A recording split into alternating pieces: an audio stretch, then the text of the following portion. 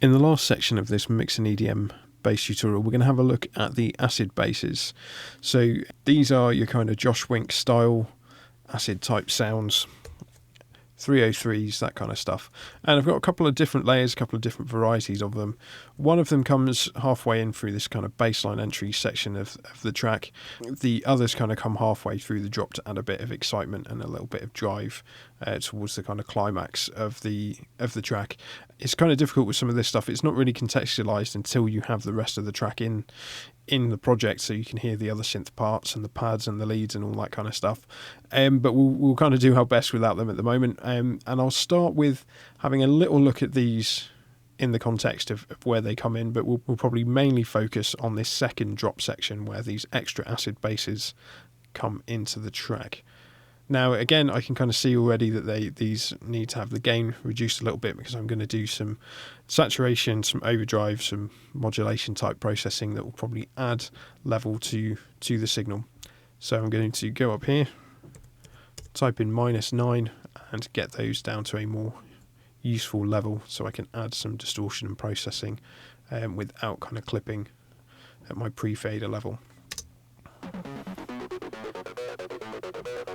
So there, I've now got a nice bit of headroom to work with to process the stuff further.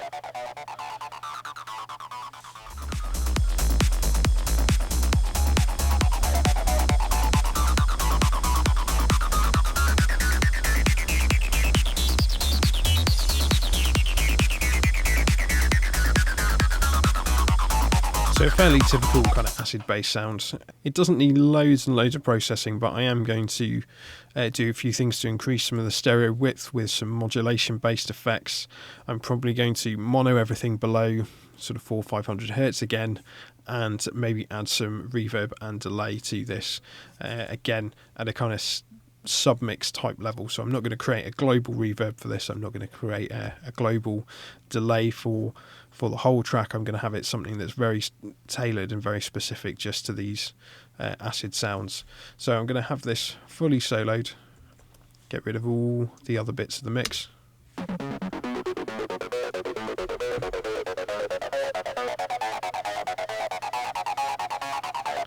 And again, we can kind of see in the EQ waveform overlay, you can see that the left and right channels are not aligned. So everything below, I think maybe 400 hertz could do with being forced to mono, and maybe widen out everything above it a little bit more to counterbalance that. We can also see here in the EQ overlay that there's significant levels of the low end here that we just simply don't need. We've got the subs, we've got the mid basses, we only really need this kind of top stuff here, this kind of mid bass or mid frequencies and higher frequencies for the acid sound. So I'm going to get rid of, in this particular sound, everything below maybe even 200 hertz, something like that. Going to have a bit more of a kind of savage cull, and maybe everything just above the 200 hertz sort of mark. And again, everything above about 12k.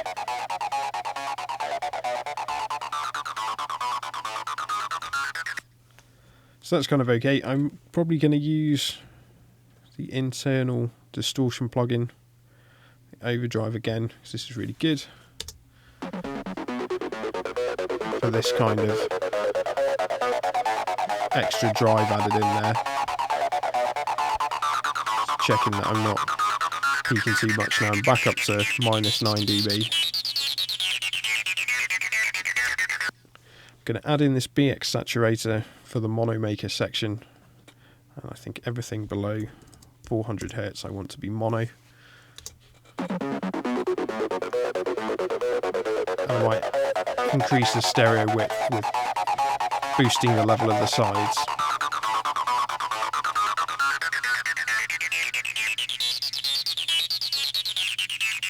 And then everything above 1k I might give a little bit of extra drive on as well to the sides. I'll do something similar with the low, everything below that kind of monoed 400 level.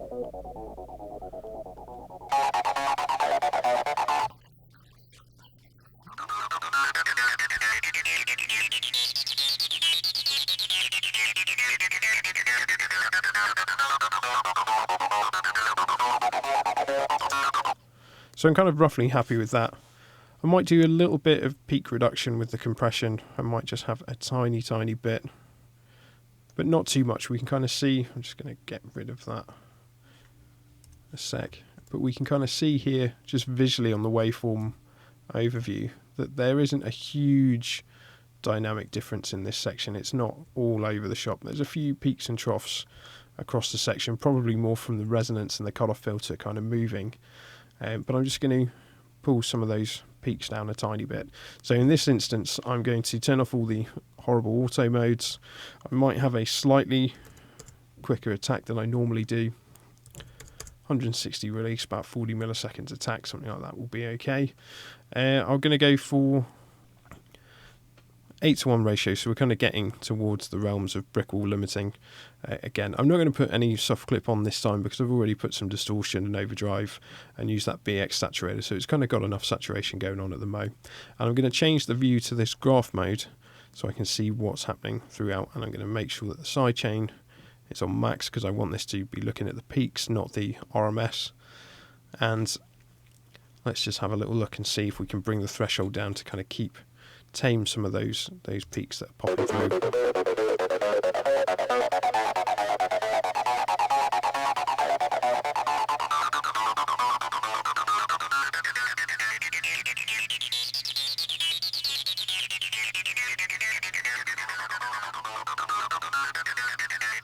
Again, it's somewhere between 3 and 5 dB of compression.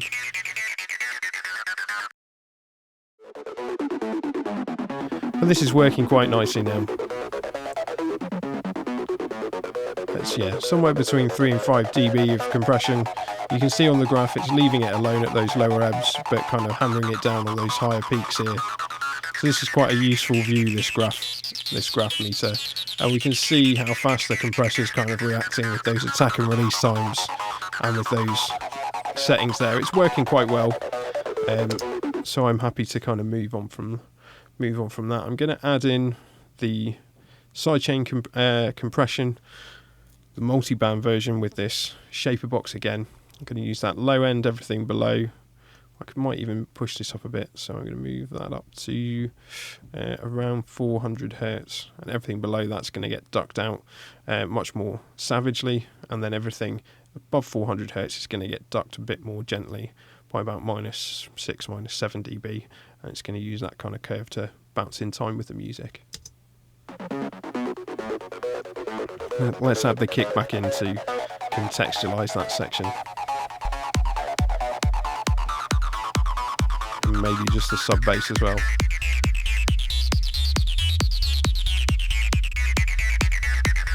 So you can hear that with the shaper box off, it's nowhere near as kind of as pumping. It just doesn't have the kind of groove that the riff and the track. It just doesn't really have the groove that it kind of needs, really. So adding the rest of the basses. And now I'll just drop the level of that.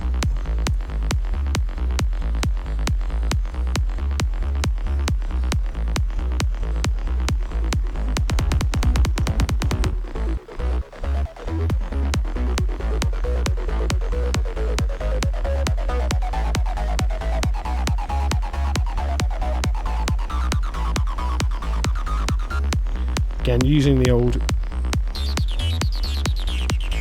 muting trick to see whether you really notice it or kind of notice it when it comes in and out. That's maybe a bit better level.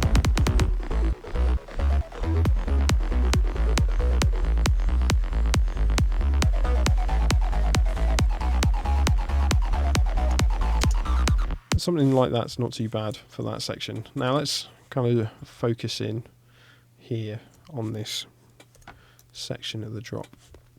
And let's mix in these other acids. Now I'm going to definitely go a bit heavier with the processing for these next two layers.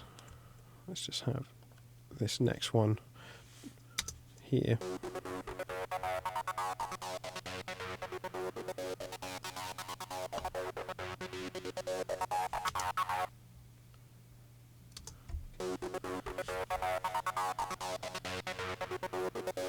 So again, first thing I'm going to do, bring up the EQ.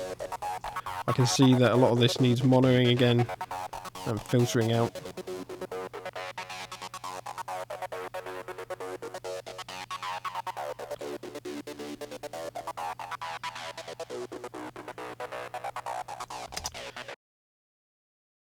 Tone's quite good.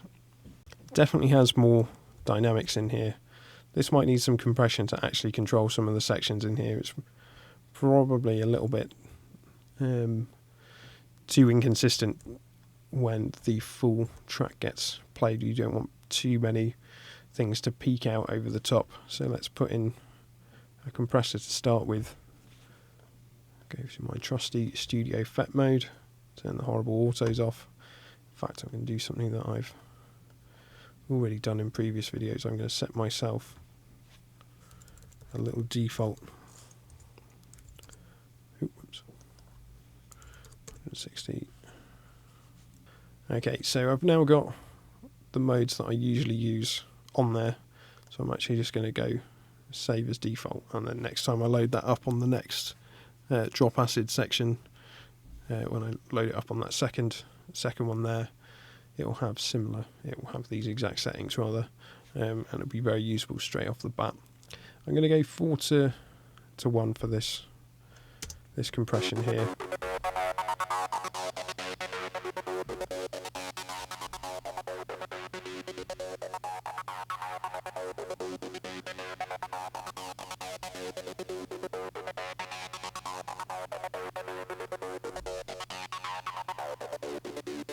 I'm going to go a little bit higher with the compression on this track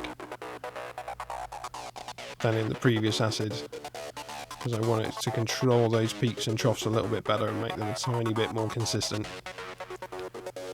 Again, I don't think I really need to use the makeup gain particularly. I've got enough resolution on my faders, etc. here. Got plenty of room there.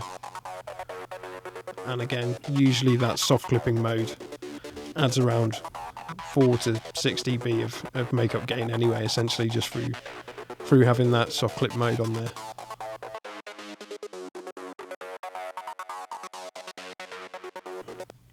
So that's sounding quite good. Again, off the bat, the synth that I used for this was quite decent.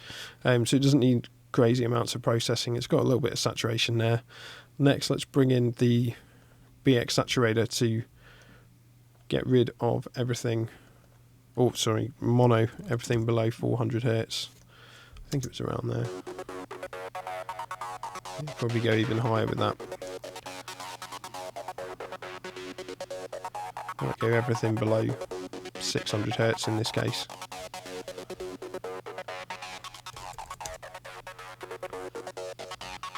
And again, I might just increase. Sorry, take off this auto solo mode. Increase the stereo width by turning up the level of the sides a bit more.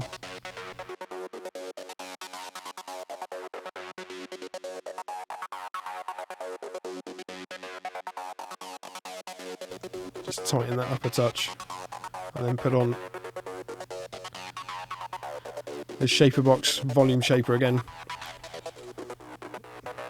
Maybe move the frequency split up to 400 or 500 Hertz was kind of the range that I was using there in that EQ plugin. So everything below there's been monoed, everything below that kind of frequency can be compressed, sidechain compressed a bit more heavily, and everything above it can kind of bounce along with the music a bit more. Now with this one, I am going to send it to its own effects bus. Similar kind of deal. I'm going to EQ the start of that and make sure that nothing below about 400 gets through. Let's probably turn that up to 24 dB an octave, and everything above 15k doesn't get through at the other end as well. And I'm going to have one stereo ping pong delay, and I'm going to use Waves H delay for this. Again, 1/8 dotted note.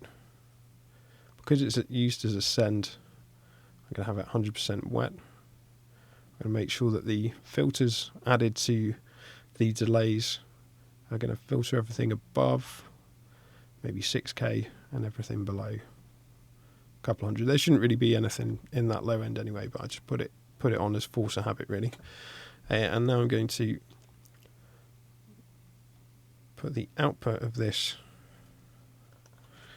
acid delay. I'm going to route that into the acid base submix, and I'm going to go into the mixer,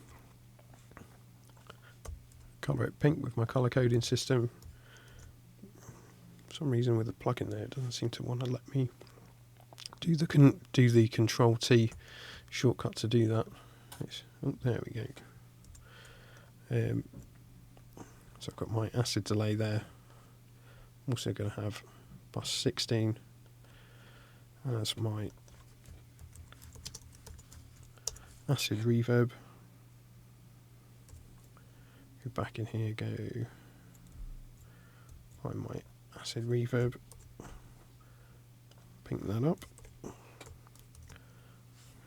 For some reason the key command's not working, so I'll just control click and add it in that way. And then I've got my acid delay, acid verb there, and put the drop acid there. There we go. That should then be going to bus 7, which is the acid base submix. Acid verb, I want to do the same thing. Go to bus 7,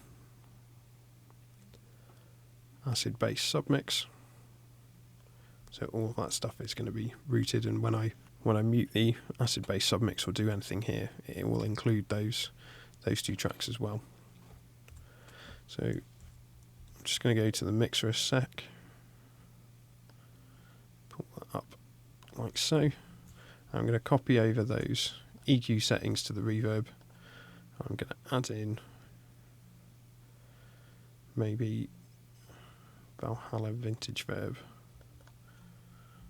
I'll let it be a little bit longer for the acids, and I might put the EQ profile again at the end just to shore up and make sure nothing below or nothing above those sections gets added in by that delay processor or the Valhalla reverbs. I've noticed they do end up adding in a bit of low end kind of gumph that you don't really need with the Valhalla reverbs, so it's sometimes worth putting in EQ underneath, and I might just put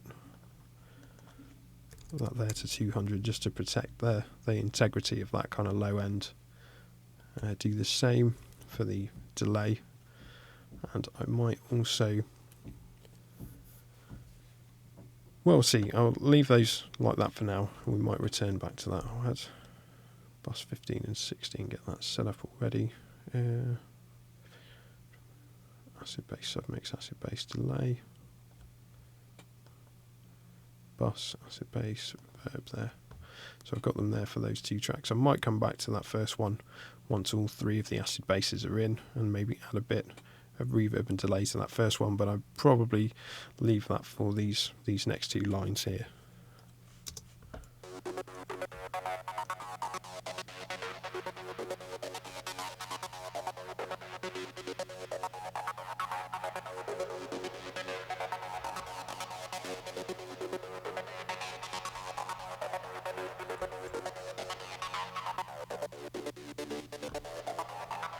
One thing I definitely will do is put that shaper box profile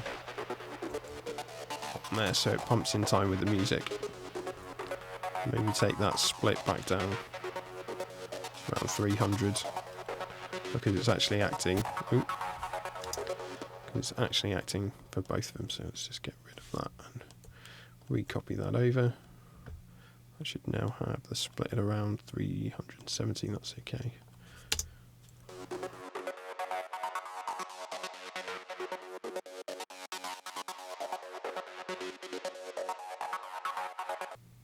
Let's have a listen to this next acid track.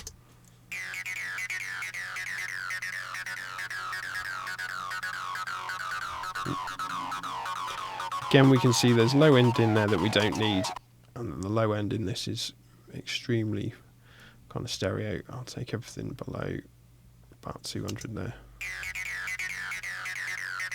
Roll everything off above 13k, something like that.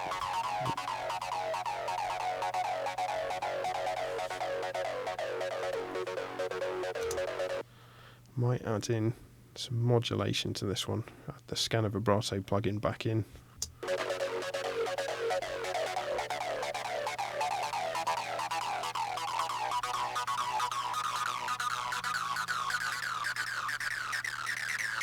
Nice kind of chorus effects. Having the left and right rate slightly different from one another is quite useful to increase that perception of stereo width.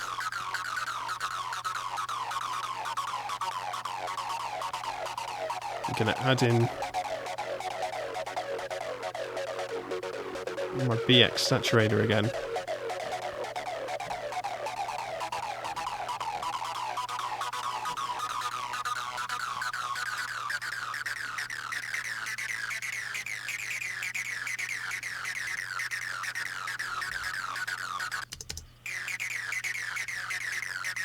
I think everything below, again, 500, I'm going to just mono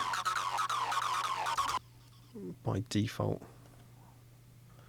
Pull that back there, everything below 500 Hz is going to be monoed. Again, I'm going to increase the sides, the gain of the sides by a couple of dB. Oop. Maybe 12 dB is a little bit too extreme. Just by a couple of dB there. Kind of creeping on the higher end of my gain stage in there, my pre-fader mode. I'm knocking on the door of that clipping. So what I might do is actually drop the level of the mids by minus 2 dB rather than add 2 dB there, which gives you the same net effect, but it means that I'm not pushing the pre-fader level of the plugins in this channel strip before they hit the fader too hot. That's only got a dB of headroom or so. That's a bit more healthy now. So let's add in a bit of delay.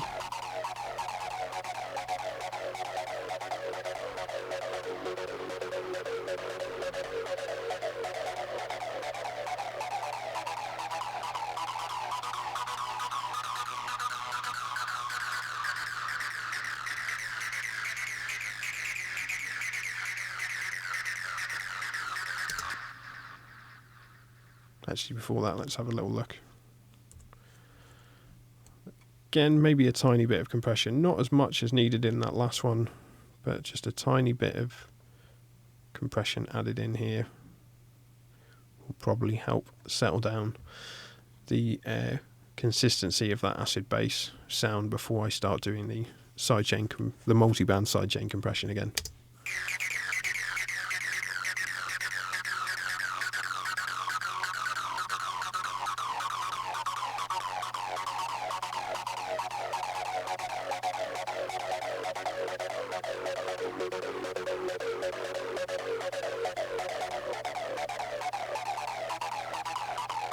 Something like that, 2 or 3 dB of compression is going to be fine for this.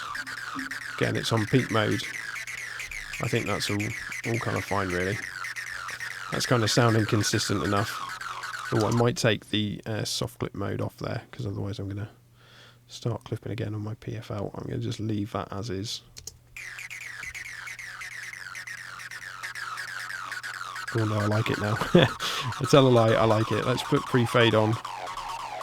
And let's maybe just pull the output down by a couple of dB. To make sure I've got that headroom there. I've got loads here on the fader itself in post-fader metering. I've still got 20 dB, and minus 14 to get to 0, plus another 6. So it's fine to go a little bit light on the inputs and outputs of the plugin itself. And now let's add in the shaper box. Again, I've already got the user default penciled in here to do that shape already for me. So I'm already going to get rid of everything below a couple of hundred hertz. So I might again add that up because it is just customize that a touch and put it closer to 500 hertz. So everything below 500 hertz really gets out of the way for those first 16th or that first eighth note of the bar, and then that second eighth note, everything can kind of come back in, and again just a lighter, gentler thing for all the frequencies above about 400 hertz, which I think correlates roughly with this. So all that stuff gets a more gentle pumping, everything below that gets a more heavier kind of pumping with, so that there's space for the kick and the lower end of the bass synth parts. So let's just drop the levels of both of these tracks here.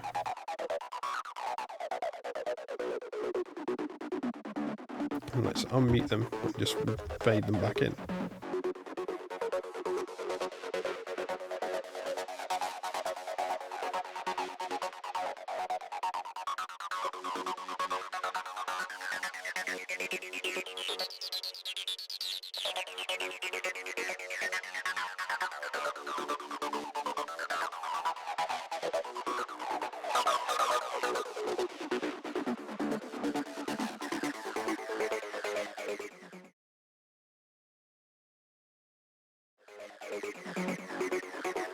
So let's hear it with the rest of the bass stem.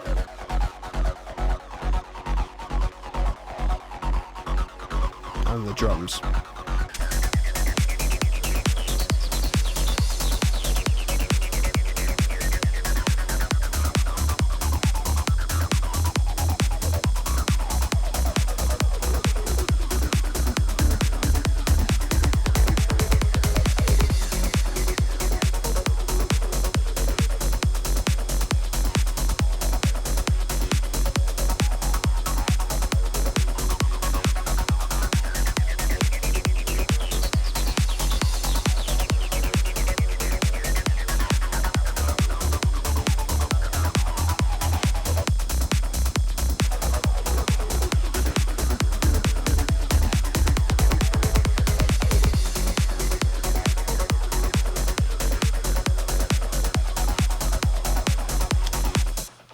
I think that's kind of working for now. I think the real test later on will be when this mix has the other synth parts in, because we want those drop acids to really cut through in that section and kind of drive the track onwards.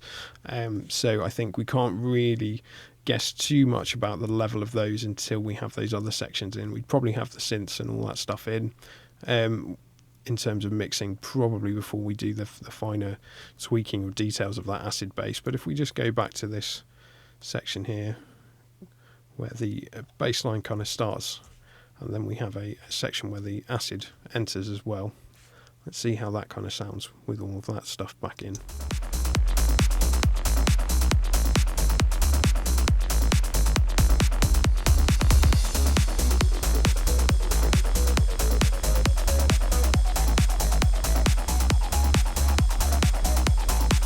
Let's maybe do the same for the drop section as well.